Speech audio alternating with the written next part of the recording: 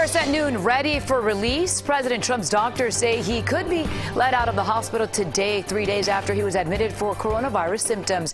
Good afternoon, and thank you for joining us. I'm Maribel Rodriguez. President Trump's doctors say he is doing well, but some have concerns about his outing yesterday afternoon from the hospital to thank supporters. CBS 4's Natalie Brand joins us live from Walter Reed Medical Center in Bethesda, Maryland, with news of another positive test from the White House. Natalie? Yeah, Maribel, this is developing information right now. We learned within the last half hour that White House Press Secretary Kayleigh McEnany has now tested positive for the coronavirus this morning, and she was briefing reporters at the White House as recently as last night. So we now have a growing number of people within the president's inner circle who have tested positive for COVID.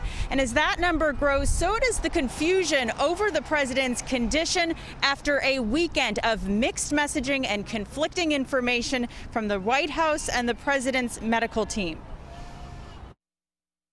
President Trump sent a flurry of tweets this morning from the presidential suite at Walter Reed. White House Chief of Staff Mark Meadows told Fox News the president could be discharged as early as today. He continued to improve overnight, and his health continues to improve. The doctors will actually have an evaluation sometime late morning, and then the president, in consultation with the doctors, will make a decision on whether to discharge him later today. But questions remain about the president's condition. The president's doctors now acknowledge he had a high fever on Friday and say his oxygen levels dropped twice. We've also learned the president has been given the steroid dexamethasone in addition to remdesivir and an experimental antibody cocktail. The question is his disease much more severe than is being described? Because there's a discrepancy between the potency of the drugs and what's going on. The White House is also facing backlash after the president left his hospital suite Sunday evening to drive by supporters who have taken up vigil outside Walter Reed.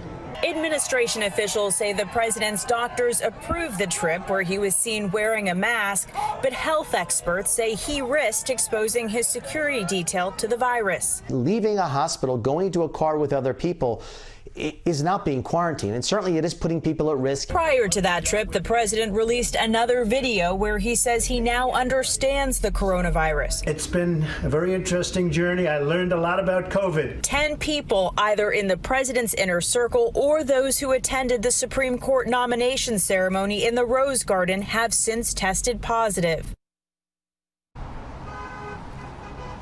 And again, new this afternoon, that number is now higher with Kayleigh McEnany's diagnosis. Now, we also learned this morning that Vice President Mike Pence says he has tested negative. So plans for the vice presidential debate scheduled for this Wednesday are moving forward as of now. But it's still very unclear, Maribel, what will happen to the next presidential debate scheduled, as you know, for next week in Miami. Natalie, thank you for that live report outside Walter Reed Medical Center in Maryland.